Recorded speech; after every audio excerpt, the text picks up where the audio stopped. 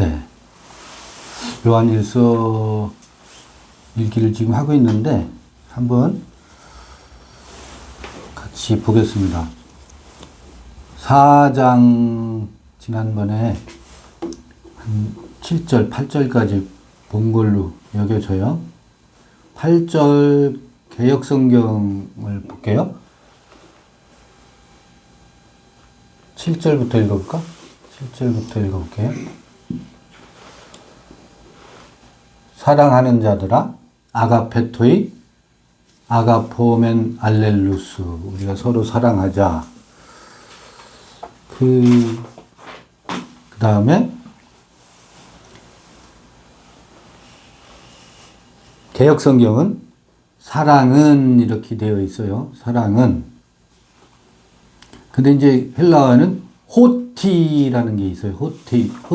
영어로 보면 여기 봐보세요. because 돼 있죠. 왜냐하면. 사랑하는 자들아 우리가 서로 사랑하자. 왜냐하면. 요게 개역성경 번역에는 반영은 안 돼 있죠. 헤 아가페 에크투 데우. 아가페 사랑은 그러니까 어떤 사랑이냐면 에크투 데우 하나님의 속한이라고 번역되어 있잖아요. 근데 이게 이제 의역한 거고 속한이라고 하는 건 의역된 거. 하나님으로부터 난 사랑은 이 에크 전치사거든요. 어디로부터 난 사랑은 이것이 하나님께 속한 사랑은 이렇게 의역할 수 있겠죠. 하나님으로부터의 사랑은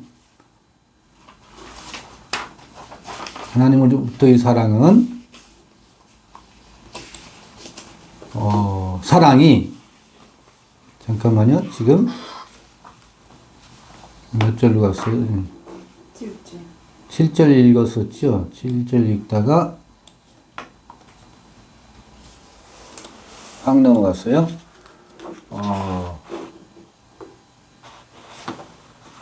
잠깐만요. 하나님으로부터 난 사랑은 하나님께 속한 것이니 이 속한 것도 마찬가지예요. 호 아가폰 에크투 데우 이것도 하나님으로부터의 사랑이에요. 하나님께 속한 것이니 사랑하는 자마다 하나님께로서 나서 하나님을 알고 이렇게 개역성경 돼 있어요.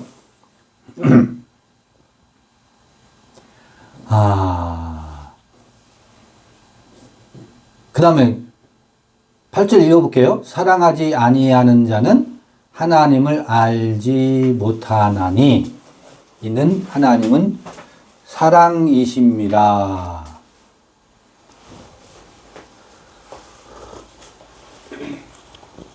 이런 내용이 지금 전개되고 있어요. 앞부분을 좀 상기하면 요한일서 1장 1절부터 쭉 상기할 필요가 있어요. 그냥 제가 한번 문제 제기를 해볼게요. 사랑하는 자마다 하나님께로 나서 하나님을 알고 사랑하지 아니하는 자는 하나님을 알지 못한대요. 제가 질문 겸 문제 제기. 이 기독교뿐만 아니라 모든 종교에 있어서 사랑은 너무너무 달콤하기도 하지만 여러분 머리가 지끈거리지 않아요? 그래. 하나님은 사랑이시래. 사랑하는 자는 하나님께 속했지만 사랑하지 아니하는 자는 하나님께 속하지 아니했대. 하나님을 우리가 어떻게 알 수 있느냐면 사랑하는 것을 보면 그 사랑이 있으면 하나님을 아는 것이라고 지금 단도직입적으로 그렇게 말하고 있어요. 그런데 아무리 우리 자신을 들여다보고 이 사랑의 계명 때문에 우리 인생이 얼마나 무겁고 힘들고 그리고 지쳤는지 우리 다 사실은 사랑 때문에 나가 떨어졌을 수도 있어요. 얼마나 좋아, 달콤하고 사랑이라는 말이. 그거를 거부할 사람이 어디 있어요? 이게 신기루죠. 그런데 기분 좋을 때는 내 안에 사랑이 있는 것 같아. 그런데 어느 때요? 내 마음에 들지 않고 내 생각과 다른 일을 만나면 승질나지요. 온데간데 없어. 그놈의 사랑이. 그런데 요한일서가 생각나. 그럼 나는 하나님께 속한겨 안 한겨? 이거의 무한 반복이었었어요. 우리 종교생활이라든지 인생살이가 그것의 무한 반복이고 항상 그 지점에서 걸리지 않는 사람이 없어요. 우리 사랑이 풍부하고 교회 이름을 사랑의 교회라고 이름을 짓고 사랑에 속하고 싶어서 몸부림을 치고 애를 쓰는데도 사랑의 교회조차도 사랑이 있으면 사랑의 교회라는 말이 왜 필요하겠어요?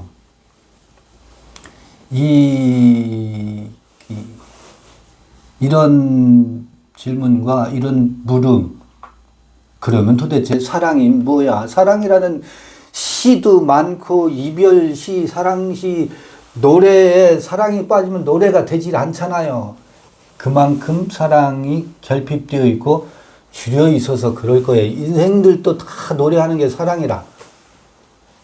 근데 죽겠지, 종교인들은.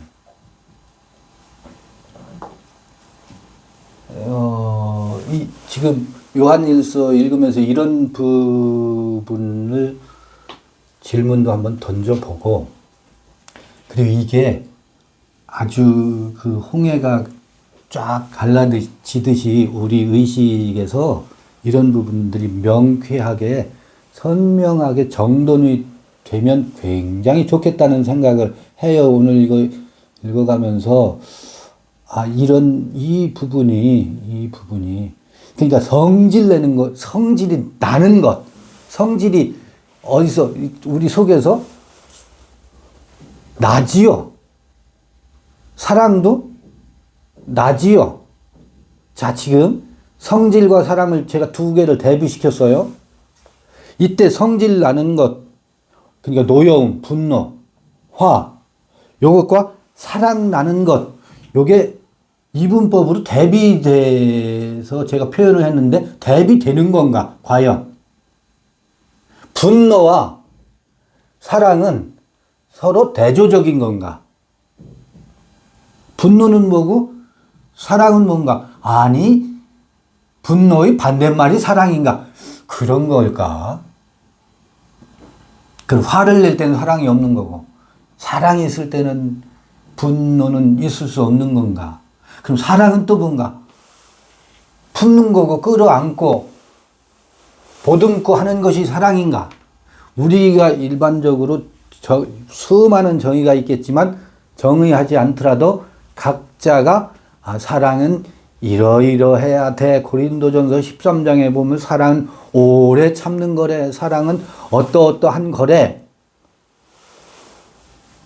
라고 하는 기본적인 정의가 우리 안에 있어요. 무의식 중에 다 있습니다. 사랑은 이러이러한 형태와 이러이러한 모양을 띠고 있다라고 하는 각자 나름대로의 사랑에 대한 규정을 가지고 있습니다.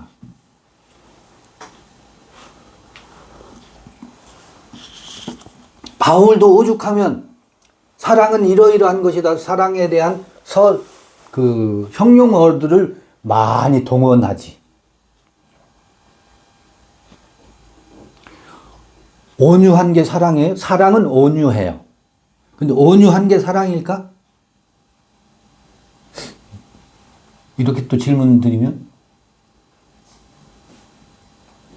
말꼬리 잡고 말장난하는 것처럼 들릴 수도 있죠. 사랑은 온유의 형태로 꽃을 필 수도 있겠지. 사랑은 온유하다라고 규정짓고 정의해버리면 정해버리면 그때부터는 사랑이, 그러니까 제가 무슨 말씀드리냐면 저나 우리 각자가 사랑은 요러요러한 것이다 라고 규정하고 있는 것이 법이 되어 있다고요. 각자의 그게 법이 되어 있어.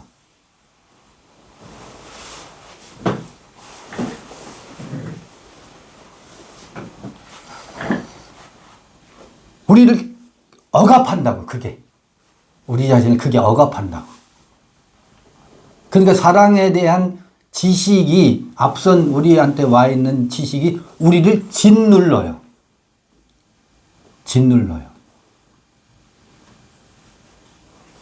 그래서 그런 규정들, 그런, 바울이 이렇게 말했지 않느냐라고 하는 그런 정의들, 이런 것들이 틀린 것은 아니로되 틀린 겁니다.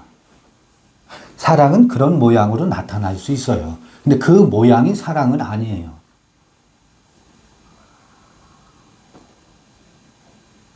개나리는 노란 꽃을 펴요. 근데 요즘은 노란 꽃은 개나리가 될 수 있어요, 없어요? 개나리는 노란 꽃을 필 수 있어요. 노란 꽃이 개나리다. 그러면 이상하지. 노란 게 뭐 개나리만 있어요?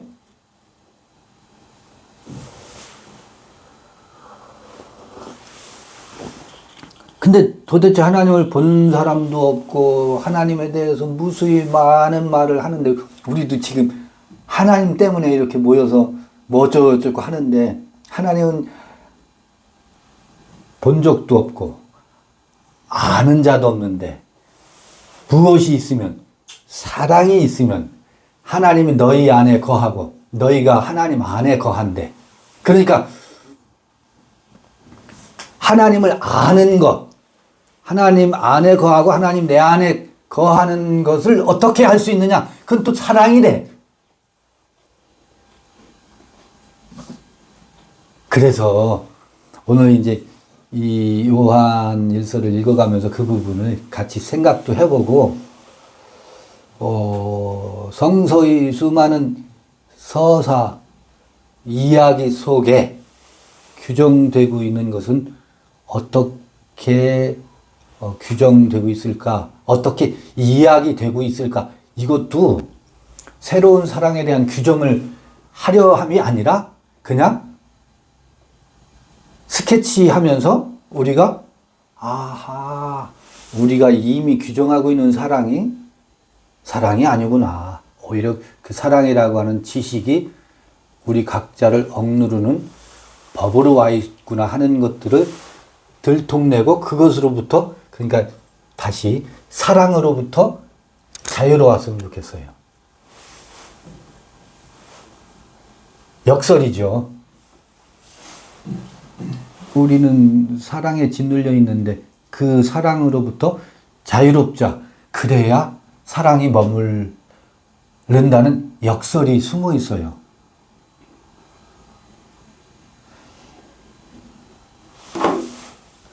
사랑으로부터 해방되는 길이 어디에 있을까?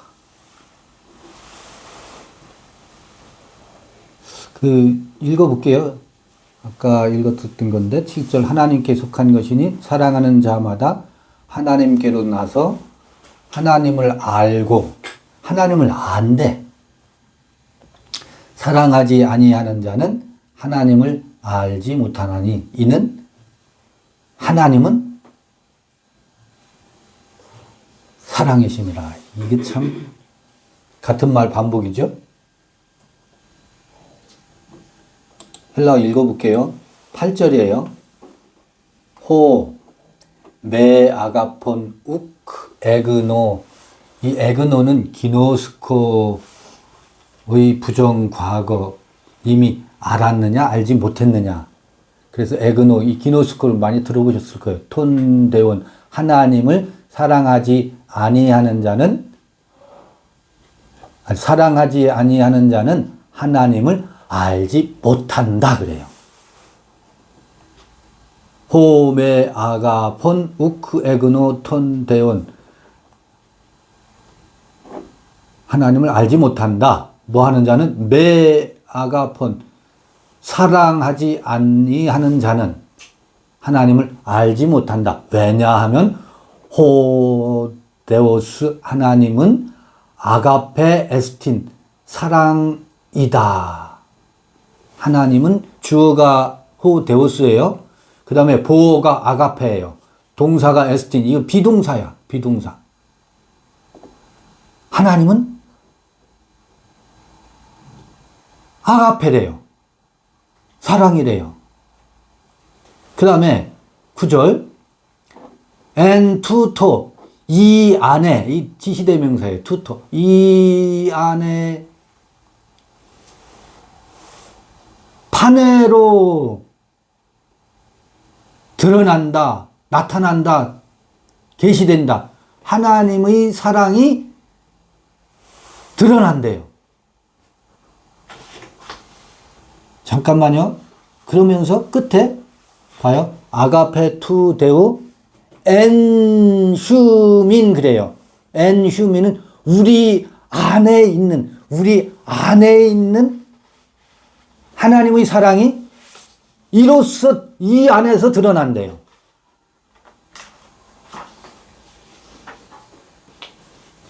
그러면서 하는 얘기가 호티톤 피온 아우트톤 모노게네 아페스탈켄 호데오스 에이스톤 코스몬 시나 제수멘 디아우트. 오늘 아마 요걸 주제로 하게 될지도 모르겠어요. 피오나우투 그의 아들이에요. 그의 아들. 그의 아들인데 모노게네 이게 하나로 유니크하게 독생 그의 독생 아들이에요. 이거 독생자라고 번역되어 있죠? 그의 독생 아들을 보내셨대. 보내신 것은 하나님이 보내신 것은 어디로 보냈어요? 에이스톤 코스몬 어디로? 세상으로 보낸 것은 왜? 시나 제수멘 디아우트. 디아우트는 뭐냐면 요 앞에 그로 말미암아 이 독생자로 말미암아 그로 말미암아 살게 하기 위해서 우리가 살게 하기 위해서 여기는 우리를 살리려 하며 이렇게 번역되어 있죠. 근데 우리를 하면 우리가 뭐가 돼 있어요? 목적어가 돼 있는데 주어가 우리가예요. 우리를 살리려가 아니에요. 우리가 그로 말미암아 살도록 하기 위해서예요. 이게 다르죠, 번역이? 이 제수멘의 주어는 시나라고 하는 접속사 아래 이하에 있는 제수멘의 주어는 복수, 우리예요. 우리가. 그를 통해서가 누구예요? 독생자. 그를 통해서 우리가 그로 말미암아로 번역해도 돼요. 이게 디아라고 하는 전치사는 이런 것 설명드리면 복잡하겠지만 이격, 속격, 여기는 속격으로 아우트가 소유격이에요. 속격으로 쓰였는데 이거는 목적격과 결합하면 뭐뭐 때문에고 속격과 결합되면 무엇을 통하여 혹은 그런 무엇을 말미암아 그러니까 그를 통해서 우리가 살도록 하기 위해서 하나님의 보내신 독생자 그의 독생 아들을 보내셨대요.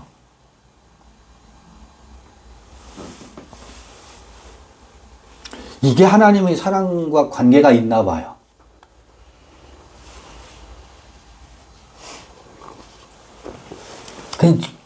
질문을 드릴게요. 에이스톤 코스몬이잖아요. 에이스톤 코스몬. 이 뭐라고 돼 있어요? 세상으로 보냈어요. 누구를? 하나님이 세상으로 보냈는데 누구를 보냈느냐면 하나님의 독생 아들을 보냈어.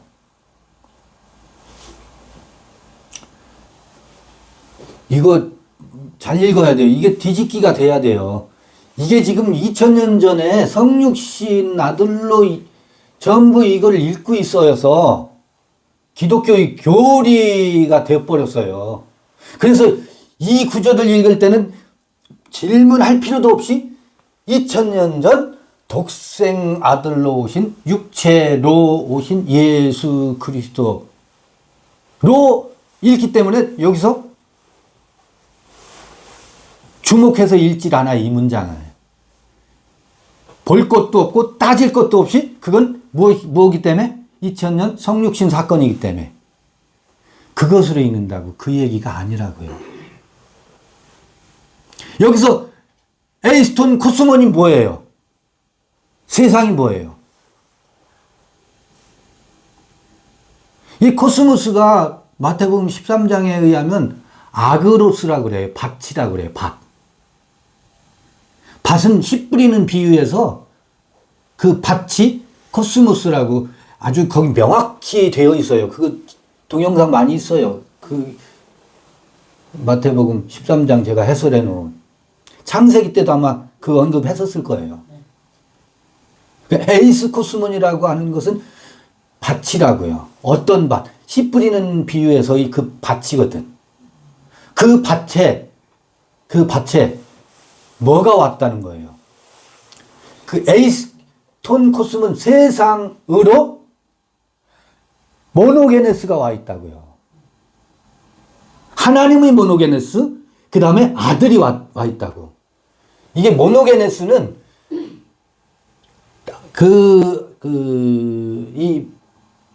여러분들이 이제 혹여 헬라어, 히브리어 텍스트를 공부하게 되면 제가 그 방법을 다 알려드릴 수 있어요. 모노게네스를 검색해보세요. 지금 모노게네스가 3439번이 번호가 되어 있죠? 3439번. 내가 한번 여기서 보여드릴게요. 그러면 여러분들이 힌트를 좀 얻었으면 좋겠어요. 모노게네스가 어떻게 쓰이고 있는지. 예전에는 성구사전을 이용해서 이걸 다 찾아보고 했는데 요즘 프로그램이 되어 있으니까 프로그램으로 검색을 해볼게요. 이건 한글로 검색할 수도 있고 아까 3000 몇 번이라고 그랬어요? 번호로 검색할 수도 있고 그렇거든요. 단어 검색을 해볼게요. 독생.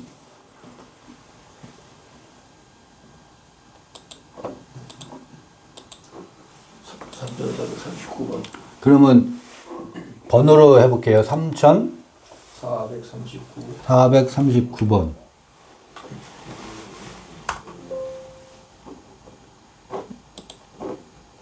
프로그램이 지금 협조를 잘 안 해주네. 3439.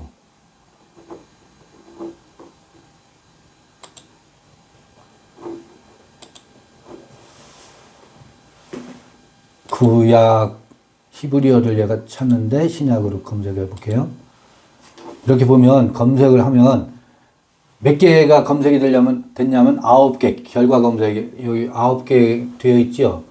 누가복음에 나오는 모노게네스. 이거 여기 모노게네스 나오죠. 여기 3439번. 어떤 어미의 외아들 할 때 모노게네스. 그 다음에 누가복음 그 얘기고 요한복음에 나와요. 이제 모노게네스. 여기는 1장 14절에 보면 앞 혹은 뒤에 피오스나 데오스란 말이 안 나와요. 요한복음 1장 14절에는 모노게네스 나오는데 앞에는 혹은 뒤에 모노게네스란 말이 안 나와요. 그래서 여기 번역은 독생자로 번역되어 있죠. 독생자가 되려면 요거 자라는 말은 아들 자자잖아요. 앞에 그 요한일서 아까 4장 9절인가 10절에서처럼 앞에 피우스란 말이 나와야 되는데 그럴 때는 독생 아들이거든. 여기는 독생 아들도 독생 하나님도 없어. 요한복음 1장 14절. 그래서 이 경우는 독생자로 번역하면 안 돼요. 영어도 그렇게 번역을 안 했는데 한글은 독생자라고 번역해놨어. 이런 거 잡아내는 거거든요. 1장 18절은 또 18절 봐보세요. 여기는 모노게네스 데오스 그랬잖아요. 그럼 뭐예요? 독생 하나님이에요. 독생하신 하나님이라고. 독생 아들이 아니고 독생 하나님. 근데 여긴 독생하신 하나님이라고 번역해놨잖아요. 독생 아들이 아니죠. 독생 하나님이죠. 모노게네스 데오스라고. 그 다음에 요한복음 3장 16절은 여기가 독생자예요. 톤, 휘운 톤 모노게네 그렇잖아요. 이건 독생 아들이라고. 톤, 휘운 톤 모노게네. 독생 아들이야. 이건 독생자로 번역하면 맞아요. 이게 다 다르다고요? 3장 18절 볼까요? 여기는 모노게네스 피유 투 데우 하나님의 독생 아들. 이건 독생자라는 말이 맞아요. 히브리서 11장 17절 봐볼게요. 여기 뭐라고 되어 있어요? 이삭을 얘기하고 있어요. 이삭이 시험 받을 때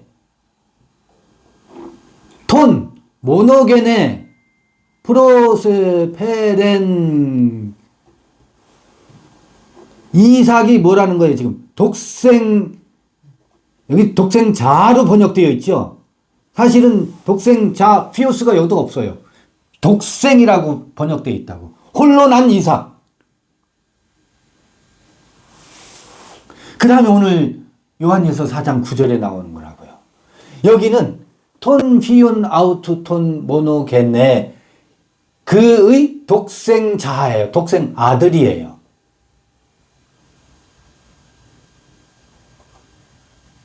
자, 여기서 하나님도 독생이에요. 모노게네스.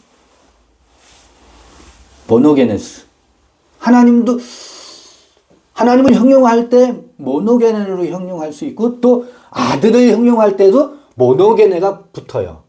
이삭을 형용하는데도 이삭 모노게네래. 근데 요한일서 지금 4장 9절에 의하면 지금 여기 제가 이렇게 성구를 찾아본 거는 여러분들이 개인적으로 성서를 탐색할 때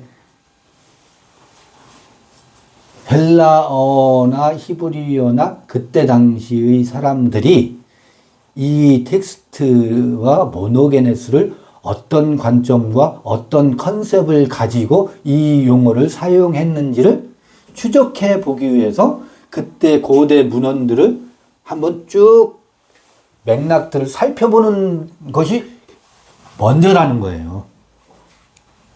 그들은 그런 의미로 썼구나. 그 다음에 해석에 들어가야 된다고. 나의 해석적 관점으로 먼저 읽기보다는 그때 당시의 문화권에서는 어떤 컨셉을 가지고 모노게네스라는 용어를 사용했구나. 근데 유감스럽게도 그 사례는 많지가 않아요. 요 모노게네스의 구약 사례를 또 찾아봐야 돼요. 구약의 사례. 히브리어로는 어떻게 쓰였는지. 그건 제가 글로도 써놨고, 구약의 사례는 시편에 나오고 아주 더 드물어요. 구약의 사례는 어떻게 역추적이 가능하냐면 70인역이라는 게 있어요. 구약 히브리어 성경을 헬라어로 번역해 놓은 것이 있어요. 거기에 나오는 경우가 있거든, 모노게네스가. 그래서 역추적으로 간다고.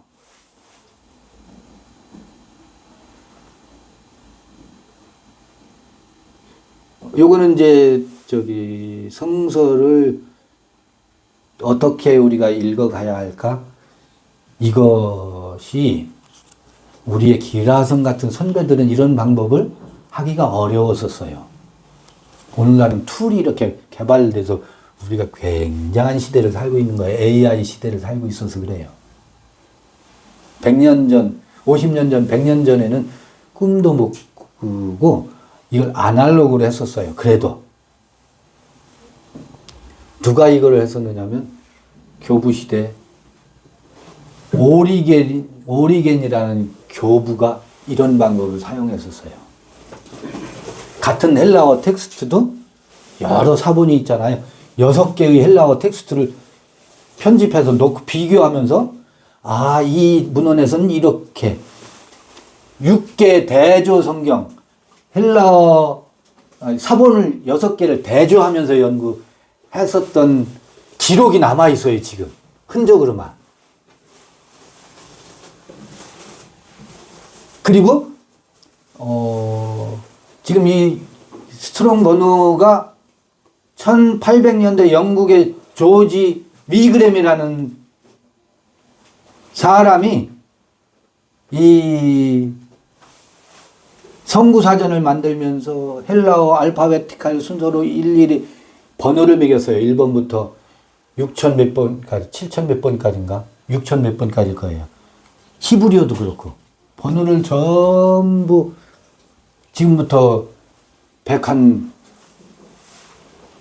4, 50년 전에. 그래서 성구사전을 만들어 놨었어요. 그게 데이터로 지금 오늘날 텍스트로 이런 프로그램 만드는데 자료가 됐던 거예요. 그들은 그렇게 연구하는 이들이 있었어요. 이 성서의 아주 독특한 방법이죠. 성서의 유럽에서 성서라고 하는 텍스트가 전통 그 사회를 지배하는 대단한 힘을 가지고 있었기 때문에 성서 연구학자들이 다양한 방법들을 모색해 놓은 것을 오늘 우리는 그 혜택으로 이런 것들을 사용하는 거예요. 전통적인 유산을 물려받아서 이런 프로그램도 나와 있고 한 거죠. 지금 곁길로 갔어요. 조금 곁길로 갔는데 왜 이 곁길로 갔느냐면 뭐 하다 여기로 갔느냐면 모노게네스와 에이스톤 쿠스먼 세상에 이 모노게네스 피오스 독생 아들을 보내셨다. 요거를 이해하기 위해서 모노게네스의 사례를 신약적 사례를 찾아봤어요. 지금 요한일서 4장 9절에 시간 걸려도 여기서 오래 머물러도 이걸 같이 한번 실험을 해보고 넘어갔으면 좋겠어요. 그럼 에이스톤 쿠스몬 세상에 하나님이 세상에 톤 피운 아우트 그의 아들 어떤 아들이냐면 모노게네 독생 아들을 어디에 보내셨다고요? 코스모스에 보냈다고. 그럼 다시 어디에 보냈다고요? 요거를 마태복음 13장의 비유로 말하면 어디에 보냈다고요? 밭으로 보냈다고요. 그 밭은 어디예요? 각각의 코스모스 상태에 있는 코스모스의 상태라는 게 뭐예요? 이걸 세상으로 번역되어 있는 코스모스의 상태라는 것이 요거를 이제 제가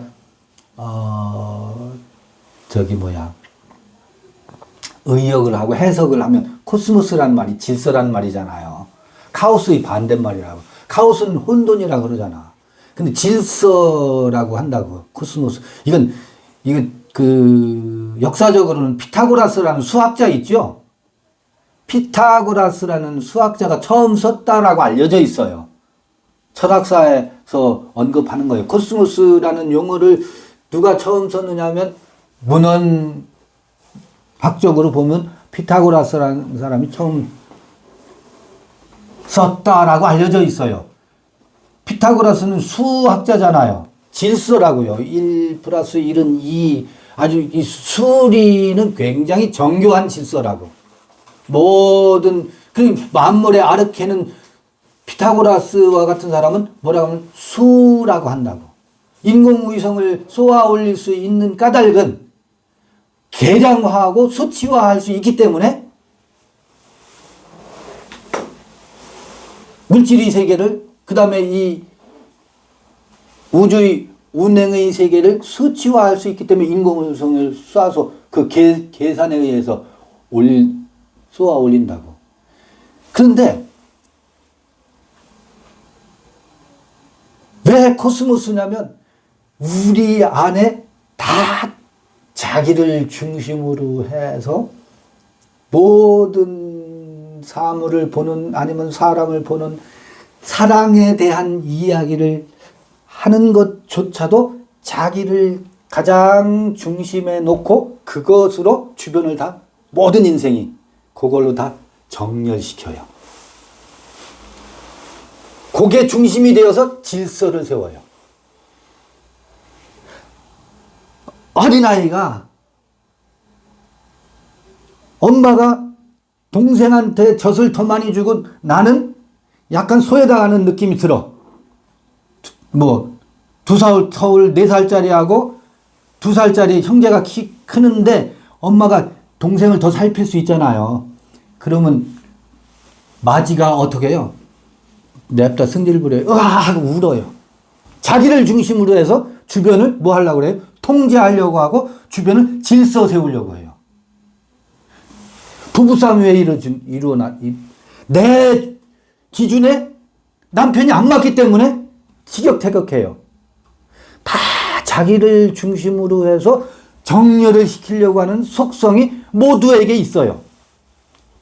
그럼 뭐 여러 가지 이기주의라고 말할 수도 있고 에고 중심적이라고 말할 수도 있고 하겠지. 여러 가지 할 수 있겠지. 그러니까 우리의 마음의 상태는 그런 방향으로 세팅이 되어 있다고, 설정이 되어 있다고요. 그래서 그걸 뭐라고 하느냐, 받침대 코스모스라고 하는 거라고요. 우리는 코스모스 하면 자꾸 우주, 이 자연 질서, 밖에 이 세상, 그것도 세상이라고 하지. 그러니까 세상 하면, 코스모스 하면 저 해와 달과 이 우주를 자꾸 세상이라고 생각하기 쉽다고. 근데 성서에서 말하는 코스모스는 우리 마음의 심리 상태를 규정하는 그런 개념이라고요. 그곳에 뭐가 왔다는 거예요? 하나님의 독생 아들이 보내졌대요. 지금 요한 1서 4장 읽어가면서 몇 차례에 걸쳐서 앞부분 1절부터 무슨 얘기를 했었냐면 육체로 오신 예수와 육체 안에 오신 예수를 제가 몇 차례 살피면서 그걸 싹 나눴었어요. 기억하셔야 돼요. 그러면 이 코스모스에 하나님이 독생아들을 보내셨다라는 것도 2000년 전 인카네이션 육체로 보내셨다는 그 얘기를 하는 게 아니라고. 이것도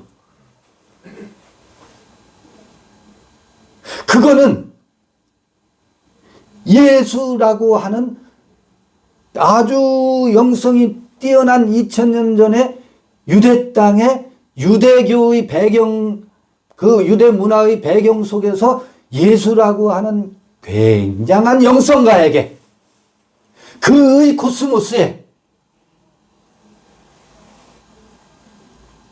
하나님의 독생아들이 보내줬고 그의 영성의 세계가 확 열려서 예수의 이야기로 신약이 기록되어져 있는 아주 매우 신약 성서가 형성될 만큼 종교적 혁명이 누구에게 이루어졌었어요? 예수에게서 일어났었다고. 그것을 우리는 무엇으로? 전범으로. 그에게 있었던 그 동일한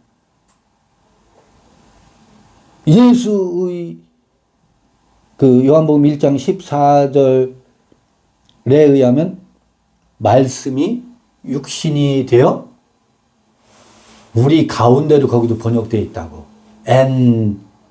헤몬. 우리 가운데가 아니에요. 어몽이 아닙니다.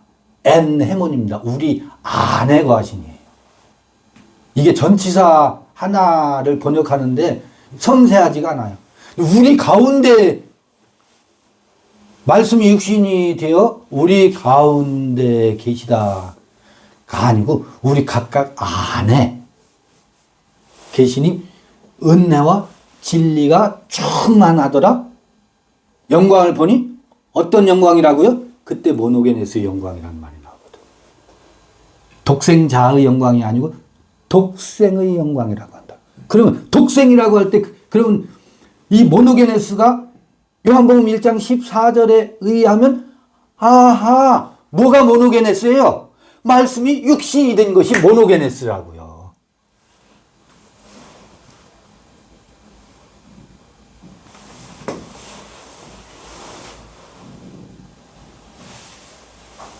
말씀이 육신이 된 것이 모노게네스라고.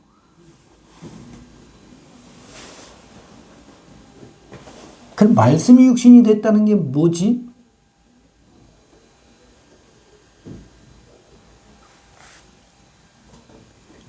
말씀이 육신이 됐다라는 것이 뭐지? 이거 질문을 해야지.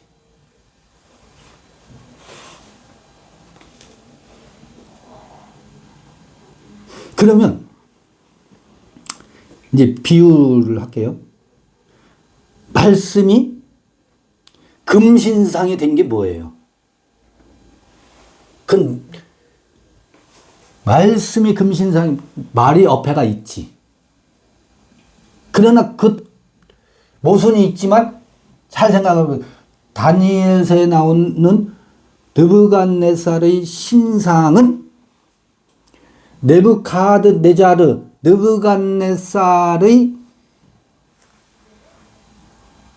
의식의 세계가 신의 세계를 이루고 있는 거거든요. 그 느부갓네살의 말이 무엇을 이루고 있어요? 느부갓네살의 사르크 신상을 이루고 있는 거라고. 머리는 무엇으로 되어 있어요?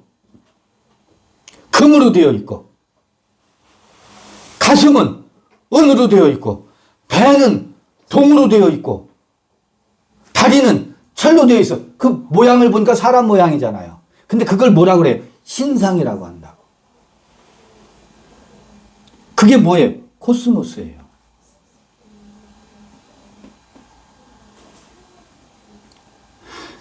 지금 느부갓네살의 신상을 왜 제가 끌어오겠어요? 무엇을 설명하기 위해서?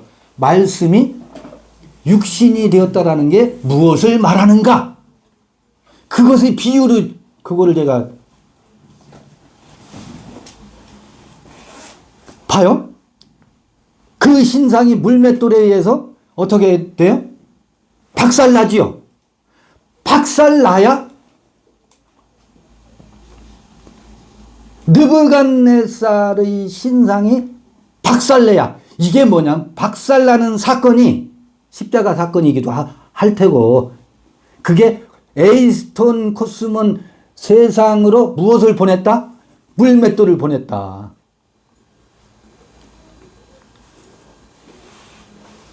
여기 모노게네스 휘오스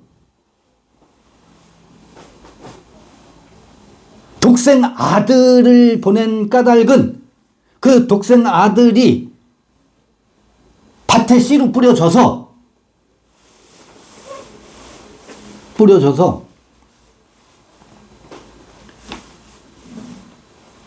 무엇을 먼저 하고요? 느부갓네살의 신상, 우리 안에 있는 아까 맨 처음에 제가 도입할 때 사랑이 뭐가 됐다 그랬어요? 사랑이 무거운 계명과 우리를 억압하는 짐승이 되어 있어요. 사랑이. 느부갓네살의 신상으로 와 있다고. 사랑이라고 하는 계명이. 얼마나 좋아. 그 사랑이 우리 안에서 하나님의 사랑이래. 근데 보니까 느부갓네살의 사랑이네. 그 사랑을 하면 큰 자가 돼. 아주. 머리는 사자의 형상을 하고 사랑이래요.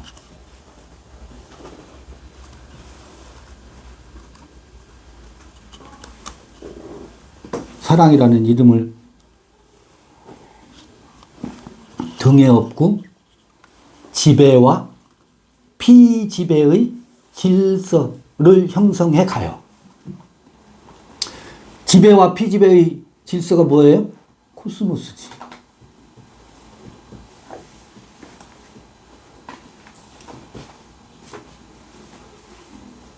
그래서 종교는 왕노릇하기 경쟁이에요. 서로가. 누가 크냐를 경쟁하고.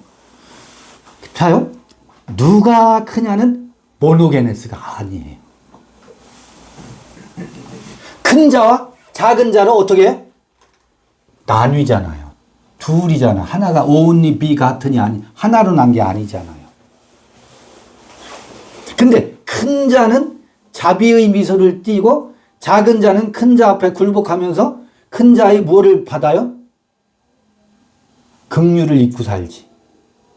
그러니까 나는 항상 사랑의 결핍 줄여 죽는데 나보다 큰 자가 미소를 띄워주니까 나는 감업하지. 나는 사랑받고 있는 느낌이 들지. 그리고 큰 자는 자기가 사랑을 베푼다고 하는 만족감에 빠져 있지. 그래서 이 둘은 큰 자와 작은 자는 궁합이 잘 맞지요. 그래서 뭐 하고 있어요? 우리 안에 하나님이 계신다. 하나님의 사랑이 우리 안에 있도다. 죄송합니다. 지랄들 하고 있어요. 그게 가스라이팅이거든요. 가스라이팅. 그러면서 하나님의 사랑이 우리 안에 머물고 있대. 지배와 피지배 둘로 나뉘어져 있으면서. 지배와 피지배의 질서로, 그건 코스모스거든. 그게 뭐 해야 되는데? 와해돼야 되거든요. 모노게네스가 와야 되거든요. 모노게네스가. 저는 우리 선생님들 다 연배가 있으시면서 평생의 삶이 우리 인생의 여러분 각자에게 아주 감각적으로 무의식 중에도 이 종교의 여행이 데이터베이스로 각자 다 쌓여 있을 거예요. 그런 현상들을 무수히 많이 목도하셨고 또 그 현장에서 나도 지배자가 혹은 때로는 누군가로부터 받는 사랑에 감업하는, 그곳엔 사랑이 없어. 또 사랑이 넘쳐. 이런 언어에 우리는 길들여져 있잖아요. 이 머리 지끈지끈하게 하는 사랑의 원리가 무엇인지 요한일서를 읽어가면서 이게 한번 싹 뒤집어졌으면 좋겠어요. 자, 다시 한번. 그러면 모노게네스, 하나님의 보내신 자 모노게네스가 에이스톤 코스몬 세상으로 보내셨다라고 하면서 뒤에 뭐라 그랬었어요? 여기 시나 제수면 요거 지나가 버렸네.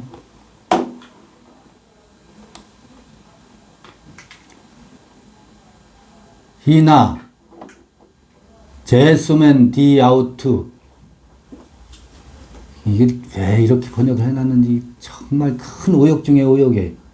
왜냐하면 그로 말미암아 우리를 살리려 하심이라 이렇게 번역했는데 아니에요. 우리가 그로 말미암아 어떻게 해요? 살게. 그로 말미암아 뭐예요? 모노게네스로. 모노게네스 아들로, 우리가 모노게네스 아들로 살게 하기 위해서 모노게네스 피오스를 세상에 우리 안에 보내셨다는 거예요. 2000년 전 얘기가 아니라고. 지금 여기서 우리가 말씀이 육신이 되어서 우리 가운데 뭐 한다고요? 거하시니 은혜와 영광이 충만하더라. 그의 영광을 보니 어떤 영광이라고요? 그게 모노게네스의 영광이래요. 그럼 그 모노게네스는 어디로 보내줘요? 하나님의 모노게네스 피오스는 지성소의 영광의 빛이 휘장이 찢겨지면서 성소에 비추어지는 사건으로 이걸 설명할 수 있다고요.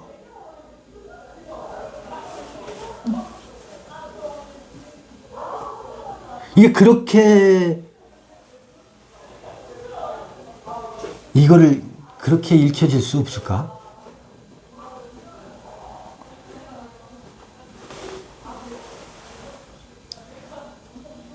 요한일서 다시 읽어야 되는 까닭을 여러분 좀 확연하게 짚어줬으면 좋겠어요. 지금 아직 과제가 많겠지만 잠시 5분만 쉬었다가 오늘은 여기 허락된 시간이 짧으니까